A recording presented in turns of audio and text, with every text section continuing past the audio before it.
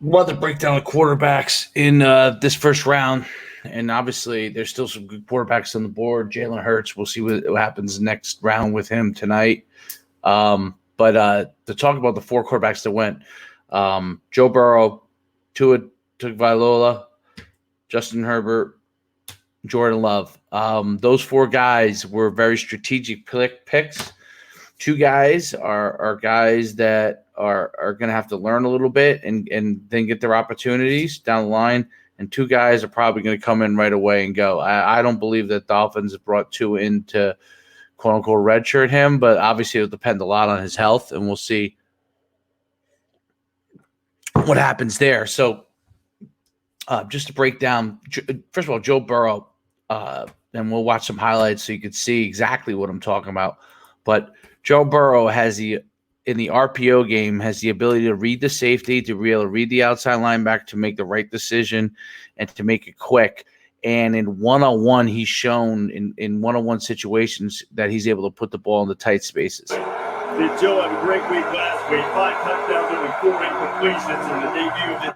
Perfect example, receiver right there. If you look, we're talking inches on the money. 4 incompletions in the debut of this new offense.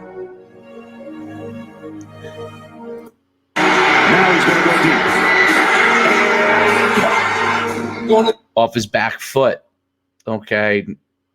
Precise on the money. Great anticipation. He has the ability to throw guys open. Little tempo here. Now Burrow takes a shot way down the field. Lets his playmakers make plays on a fade, throws to his outside shoulder, away from the defender. He's got it, man. It's Harris Martin. 22. The ability to escape. He's got very good speed. He can run real well. Transfer from Ohio State alluded. Keeps his eyes down the field. So even though he runs the ball real well in the option stuff and the RPOs when he has to, he also keeps his eyes down the field to make the big play. Wants it deep for a touchdown. Burrow right back at it. Into the end zone. Again, tight window, letting his playmakers make plays. When guys are right on you, you have to be able to put the ball away from the defender. This is a great example of how he puts the ball away from the defender. And Jefferson is there. You better be taking notes and watching Joe Burrow. And that's just precision.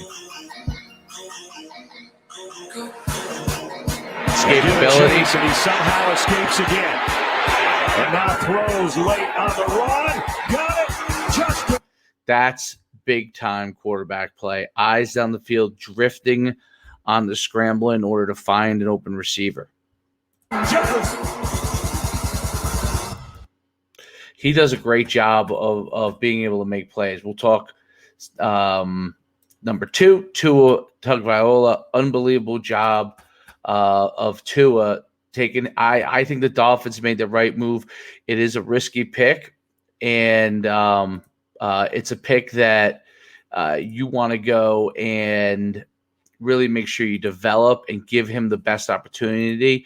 Make sure he's healthy before you go and put him on the field, okay? But Tua going to the Dolphins, who I think has the right head coach. I think Chris Greer is the right GM.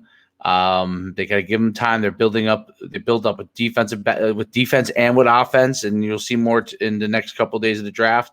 But this is a really good example of seeing Tua throws probably the best deep ball in the draft. Over and over again, he delivers it precise with velocity on the money, and he's a lefty, which is going to be hard to defend for a lot of defenses because they have to switch their defenses each week. What a rope he throws, and it's a touchdown. Tagovailoa. I hope he doesn't run too much in the NFL. Adequate athleticism, definitely powerful, but with all the surgeries, he's going to be a guy that could be limited running wise, at least early on until he gets healed up. Remember, he's going to roll to his left, which is difficult for defenses that are used to teams that roll to their right. Great example of drifting and throwing a dart almost across his body. See, a lot of times you don't see guys be able to throw the ball across their body with velocity. They always say, don't throw it across your body. He can do it. Throws it into the end zone. 2nd and 5. Tagovailoa looks in. Fade. The ability to throw the fade ball away from the defender or lead him to give him an opportunity to make a play is critical in the NFL. I mean, just perfect. All day to throw. And now we will throw. I mean, right in a tight window. This would be, for 99% of quarterbacks, a not recommended throw, probably a pick, not for Tua. Down the sideline. Ruggs has 5 catches on the throwing again. End zone. Rope. What Tua does better than any quarterback in this draft, maybe even Joe Burrow might be better than Joe Burrow at this, is he knows where his receivers are going to be, and he highly anticipates that. He trusts that his receivers will be there, and he always has the right velocity on the ball. He seems to throw the ball really hard, but it seems to be a very catchable ball. I think this should be a long ball here. There it is. I mean, does anyone throw a long ball like that in the draft? No. No one does. All right, so that is Tua. Some great things on Tua there. We'll go to our next pick, which is a little bit more difficult to predict what is going to happen here with Justin Herbert of Oregon. When he burst onto the scene, Justin Herbert, I want to say that he was not the quarterback after Mariota. I think he was the second quarterback after Mariota. I'm not 100% sure on that, but he actually can run real. He's gigantic. He's got an absolute cannon for an arm. Sometimes we struggle with accuracy at times. But when he's on, he is on. He's actually perfect for the Chargers. Phillip Rivers,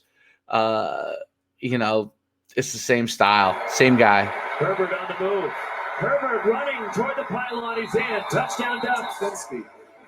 Out of an empty set, will pump short to Carrington. Herbert back across the field. Ability to create. Not only throwing across his body, but on a rope. For a touchdown defense. I think there was about 10 guys that came on, if not all 11. Herbert throws. In tight spaces. Justin Herbert also, and you'll see the theme here, Tua Tagovailoa, Joe Burrow, Justin Herbert, all in a strong RPO game, have the ability to do things. The other two were big winners. Justin Herbert was a solid winner. Nice touch in the back of the end zone with no distress at all. Perfect example of an RPO. We'll just kind of see if we can get that back here. Okay, linebacker comes downhill. Safety, I should say, sorry. Downhill, wide open. This is the game. This is where it's going. The ability to get complex RPOs, the ability to have direct throws, the ability to have play action, the ability to have a screen pass game, and the ability to deliver the ball in tight spaces and throw your receiver open. Okay, that's a great example right there, throwing your receiver open. He's a guy with his size and his ability to move and the cannon he has. I mean, just electric. He's going to be an interesting guy to see because he's got a lot of things he's got to refine technically. He's got to understand how to recognize defenses better, but he is definitely a guy with tremendous potential. Obviously, why he went in the first round. I mean, that's pretty simple. Final guy, quarterback that we'll talk about, which is definitely the sleeper pick of them all. Patrick Mahomes-like. I'm not saying he is. I would say more Aaron Rodgers-like style, and that's why he's there. He's going to have to learn from Aaron Rodgers, but I'm just looking at the way he drifts, throws away from his body. Again, ton of RPOs, Utah State, ton of play action.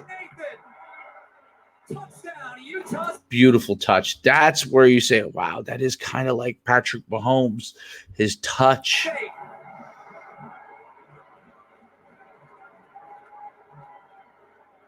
Jordan Love off his back foot to the end zone.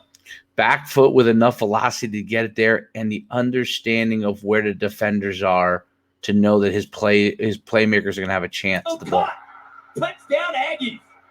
Mariner with the catch. 29 yards. On the field, got his man. Okay, long ball. All right. His long ball is really interesting. And hopefully we get another chance to see. He throws a really soft long ball. Okay, so the key is he getting his hips enough into it at all times, but look how soft that ball is. It's so catchable.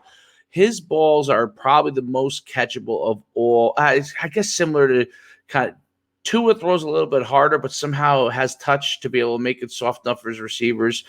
Joe Burrow has pretty precise speeds, but seems to throw a soft ball. But the softest ball is Jordan Love. So on those fades, on those go-get-it balls, a defender doesn't have to worry about having to grab. Will he be able to catch it? He can grab that football because it's going to lay in there nice and soft. Now, sometimes that means he doesn't get his hips into it, but his arm is good enough to be able. I mean, the touch is fantastic. That is what we call touch. Jordan Love down the field. Again, so now the other area, the negative side is because he throws that soft ball, he's got to make quicker decisions and speed up his decision-making. If he could speed up his decision-making, he's going to be in a situation that he could become a great quarterback, and learning under Aaron Rodgers will certainly help him with that. Hopefully Aaron will help him along the way, but you never know how that goes. But it's important to understand that some of the decisions he made, he played in a real good team one year and not as quite as good the next. His decision-making has to continue to improve because that's going to be ultimately the difference. But his ability to do different things is fantastic, which is why even though his sleep pick went in the first round. Thanks for being with me. Break down the quarterbacks in the first round. Go to nucsports.com for more.